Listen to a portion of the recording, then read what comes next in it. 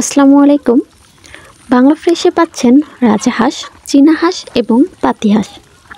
আমরা যে হাঁসগুলো দিয়ে থাকি এগুলো গ্রামীণ পরিবেশে বড় হওয়া ফিট খাবার মুক্ত হাঁস। এগুলোকে কোনো ধরনের ফিট খাবার খাওয়ানো হয় না।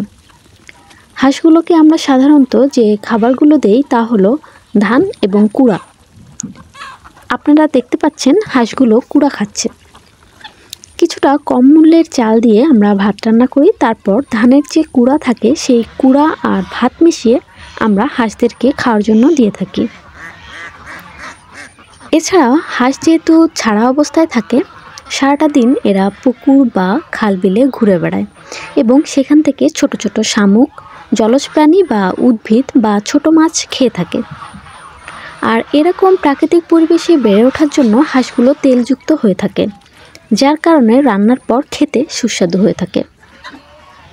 আর এরকম সুস্বাদু তেলযুক্ত হাঁস নিতে অর্ডার করুন বাংলা ফ্রেশ থেকে।